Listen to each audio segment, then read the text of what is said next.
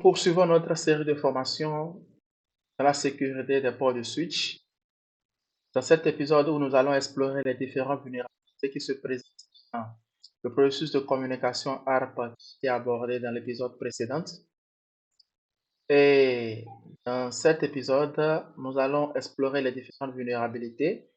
Et mis à part ça, nous allons aussi explorer comment les pirates peuvent exploiter cette vulnérabilité pour pouvoir attaquer nos réseaux. Donc, et comme récapitulatif au processus de app, le PCA que nous avons devant nous avait établi une communication avec le PCB et nous avions vu étape par étape les différents niveaux de communication qui ont permis au PCA d'établir une communication réussie avec le PCB. Donc, initialement, le PCA, lorsqu'il est introduit dans le réseau, c'était sa toute première communication avec le PCB. Donc, dans sa mémoire app cache, le PCA ne possède pas la MAC adresse du PCB. Donc, et n'ayant pas la MAC adresse du PCB, donc en aucun cas il ne pourra exécuter une communication. Donc, ce qui a amené le PCA à aller à la recherche de la MAC adresse du PCB. Et cette recherche lui a permis de construire un message A, qu'on appelle le message de requête A. Donc, il a construit le message de requête app request. Et ce message app request a été lancé dans le réseau en tant qu'une diffusion. Donc, ça a été dit dans l'épisode précédent que le message app est toujours un message de diffusion. App request est toujours un message de diffusion. Donc, le message app request est le message utilisé par le PCA pour solliciter la marque PCB. Donc, le PCB, lorsque le PCB aura reçu ce message, donc le PCB maintenant va faire quoi? Va répondre au PCA en lui donnant quoi? En lui donnant la MAC adresse qu'il demandait. Donc, une fois que le PCA aurait obtenu cette MAC adresse, cette adresse MAC, donc du coup, le PCA va établir maintenant une communication réussie vers le PCB et il y aura communication entre les deux utilisateurs A et B. Maintenant, ce processus de communication présente une vulnérabilité. Ça présente une vulnérabilité. Donc, ce processus de communication présente une vulnérabilité. Et quelle est la vulnérabilité? La vulnérabilité, c'est au niveau de l'app request. Au niveau de app request.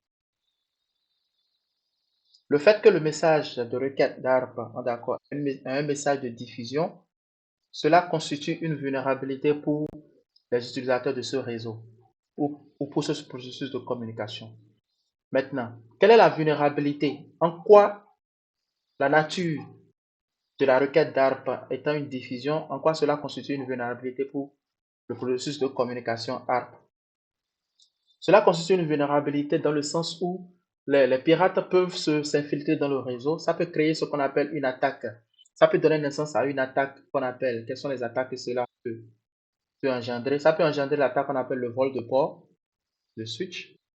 Le vol de port de switch. D'accord? Ça peut aussi créer l'attaque qu'on appelle l'attaque de l'homme du milieu. L'attaque de l'homme du milieu. Maintenant, en quoi la nature de diffusion du message de requête d'ARP peut engendrer les attaques de vol de port de switch, les attaques de l'homme de milieu. Bon, on va imaginer un instant ce scénario. Imaginez un instant que on va toujours considérer ce scénario que nous avons devant nous, où le switch qui interconnecte le PC A, B et C. Donc nous allons créer un autre port ici, qui sera le port F3. Et ce port, on imagine par exemple que quelqu'un, s'introduit dans votre infrastructure et d'une manière ou d'une autre, ou bien dans votre salle serveur, et d'une manière ou d'une autre, par une méthode, il arrive à connecter un switch. D'accord, un switch illégal. Donc le switch illégal est connecté là. D'accord. Ça peut être un switch, comme ça peut être un poste aussi, un poste illégal. D'accord, le poste illégal est connecté à votre réseau, à votre port dessus, le port F03. Maintenant, qu'est-ce qui va se passer? Au moment où le PCA a lancé la requête d'app dans le réseau pour pouvoir solliciter la MAC adresse du PCB, étant donné que ce message de requête d'app est un message de diffusion, Donc, qu'est-ce qui va se passer? Ce qui veut dire que ce message sera transmis par le switch à tous les autres ports. Donc, ça veut dire que le port du PCB va recevoir le message, le port du PCC va également recevoir cette requête d'app et le port du PC F3, le port du switch, le port F3 du switch aussi va également recevoir cette requête d'app. Maintenant, une fois que les différents ports ont reçu cette requête d'app, donc qu'est-ce qui va se passer? Chacun va faire quoi? Va essayer de confirmer si le message lui est destiné. Le PCB, quand il va confirmer, oui, il va dire OK que c'est pour lui. Le PCC, il va dire que le message n'est pas pour lui, donc du coup, il va laisser tomber le message. Maintenant, ce qui concerne l'utilisateur qui est connecté au port F3, c'est un utilisateur qui a des intentions euh, très mauvaises envers l'entreprise. Donc, du coup, il aimerait attaquer ce réseau. Qu'est-ce qui va se passer? Lorsqu'il va recevoir cette requête d'app, donc il a la possibilité automatiquement de faire quoi? De répondre à la place de quoi? D'envoyer ce qu'on appelle app reply à la place de quoi? À la place de B. Il envoie le app reply à la place de B. Il va envoyer cette réponse d'ARP à une vitesse plus élevée que la vitesse normale que les PC doivent utiliser pour répondre à un message ARP. Donc, du coup, automatiquement, qu'il reçoit le message de requête d'ARP, automatiquement, il répond. Donc, il répond avec une marque adresse pour dire, par exemple, peut-être A12C. Donc, il dit que je suis 10.2. Normalement, le message de requête d'ARP a demandé la marque adresse de 10.2, qui est le PCB. Mais lui, il répond pour dire que je suis 10.2 et ma marque adresse est quoi? Est A12C. Donc, qu'est-ce qui va se passer? Le switch automatiquement va apprendre au niveau de ce port F3 que quoi? Qu'au niveau du port F3, il y a un utilisateur connecté là. Donc quoi? Donc la marque adresse est quoi? Est 1, 2, C. Cela sera pareil aussi pour le PCA. Le PCA aussi dans son app cache, si vous vous souvenez. App cache, c'est la combinaison de quoi? De l'IP et de la marque. Donc le PCA automatiquement, lorsqu'il va recevoir aussi cette réponse d'ARP F3, donc du coup automatiquement le PC va dire que, donc ça veut dire que j'ai un utilisateur dans ce réseau avec qui je partage le même réseau local, dont l'adresse IP est 10.2 et la marque adresse est quoi? Est 1, 2C. Donc automatiquement, désormais, quand le PCA va vouloir communiquer avec un certain 10.2, donc automatiquement, il va mettre la destination MAC comme quoi? Comme A1, 2C. Et désormais, quand le message, d'accord, dont la destination MAC est A1, 2C, va quitter le PCA pour le switch.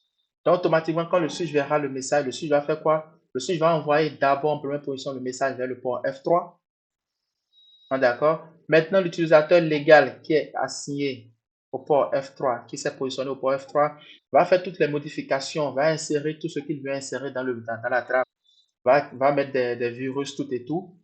Et il va faire quoi maintenant? Et il va réinjecter maintenant la trame encore dans le réseau pour que ça puisse envoyer à l'utilisateur destiné. C'est-à-dire que l'utilisateur dont la marque adresse réelle est 10, dont l'adresse IP est 10.2. Donc, automatiquement, qu'est-ce que cela ça sous-entend? Ça sous-entend automatiquement que quoi? Que l'utilisateur légitime qui est connecté au port F3 de ce switch va se positionner au beau milieu de la communication entre le PCA et le PCB. Non seulement cela va créer ce qu'on appelle l'attaque de l'homme du milieu, l'attaque de l'homme du milieu, mais également aussi ça crée aussi ce qu'on appelle le vol de port de switch. Le vol de port de switch. En quoi le vol de port? Parce qu'automatiquement, qu'est-ce qui s'est passé? L'utilisateur qui s'est connecté au port F3 a volé le port F1 de PCB pour se faire passer pour le PC. C'est-à-dire qu'il a volé le port du PCB. Il a volé le port F3 pour faire passer le port là comme le port de la destination du PCB, alors que ce n'est pas le port de la destination du PCB. Donc, il reçoit d'abord le message destiné au PCB, il inspecte le message, il modifie, il fait tout ce qu'il fait et il réinjecte ça dans le réseau maintenant pour que cela soit destiné maintenant au PCB comme cela comme cela euh, était formé depuis la source, depuis le PCA. D'accord? Donc, voilà un peu comment est-ce que la vulnérabilité de ce message ARP request, la requête d'ARP, peut permettre aux pirates, peut permettre aux pirates de pouvoir gagner accès aux ressources du réseau en lançant des attaques comme les attaques d'hommes du milieu et le vol de port de switch.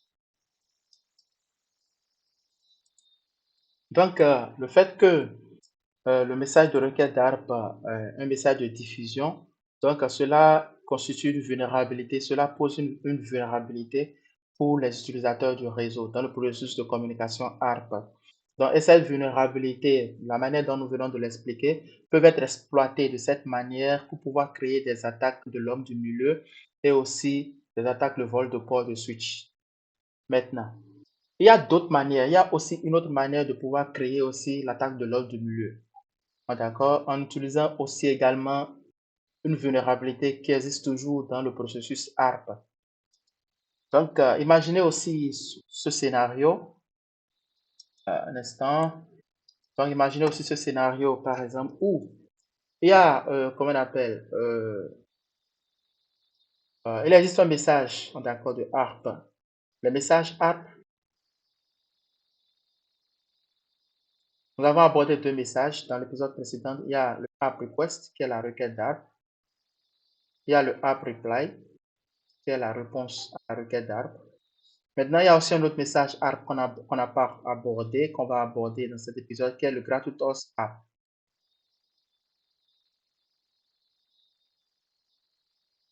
Le gratuitous ARP de quoi? Le gratuitous ARP, c'est un message d'ARP qui est utilisé par les utilisateurs du réseau pour pouvoir effectuer deux choses. Le gratuitous ARP a deux buts. La première des choses, c'est de faire l'update. Le gratuitous ARP est utilisé pour faire la mise à jour des tables CAM, la mise à jour de la table CAM, la mise à jour de la table CAM, instant. Voilà, donc le gratuitous ARP est utilisé pour faire la mise à jour de la table CAM et également la mise à jour de quoi? De App Cache au niveau des PC. La table CAM, c'est au niveau du switch. D'accord. Maintenant, après la mise à jour, le gratuitous ARP est utilisé également pour la détection des adresses IP dupliquées. La détection des adresses IP dupliquées. Qu'est-ce que cela veut dire? Donc, je commence par la dernière. Imaginez par exemple que le PC A, je lui ai donné une adresse IP 10.2 et que je viens sur le PC B et que je configure également le PC B avec une adresse IP 10.2. Donc, qu'est-ce que le PC B va faire?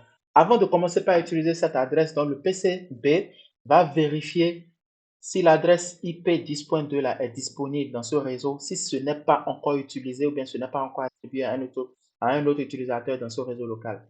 Donc, qu'est-ce que le PC B fait? Donc, le PC B, il génère ce qu'on appelle, pour cette adresse IP 10.2, il génère ce qu'on appelle le gratuitous ARP. Donc, il envoie le gratuitous ARP pour demander qui est 10.2. Maintenant, automatiquement, quand le PC A et également, le gratuitous ARP également, c'est aussi un message, c'est pas un message de diffusion, c'est un message unicast qui est destiné uniquement pour 10.2, mais la marque adresse est un message de diffusion. Donc, ça constitue un message de diffusion pour le switch. Donc, de manière à ce que tous les utilisateurs qui sont dans ce réseau local puissent recevoir ce message et puissent répondre lorsqu'ils auraient reconnu, d'accord, leur adresse IP dans le message. Donc, le PCA, lorsqu'il va recevoir le gratuitous ARP, va reconnaître qu'il est configuré avec 10.2. Donc, automatiquement, le PCA va répondre avec son adresse MAC. Automatiquement, le PCA va faire quoi? Va répondre avec son adresse MAC. Pour faire quoi? Pour dire que c'est lui qui utilise 10.2. Et cela va permettre au PCB de faire quoi? De pouvoir dénier l'utilisation de ce message. Automatiquement, le PCB va demander à ce que l'administrateur lui attribue une autre adresse IP, que la 10.2 est déjà utilisée par un autre PC dans le réseau. Donc ça, c'est un processus de quoi? De détection des adresses IP dupliquées du message gratuitous ARP. Maintenant, mis à part ça, le gratuitous ARP aussi peut être utilisé aussi, comme j'avais dit, pour faire la mise à jour, l'update des tables CAM au niveau des switches et des tables App Cache au niveau des PC. Donc, toujours dans ce scénario, nous allons considérer le PCA, d'accord?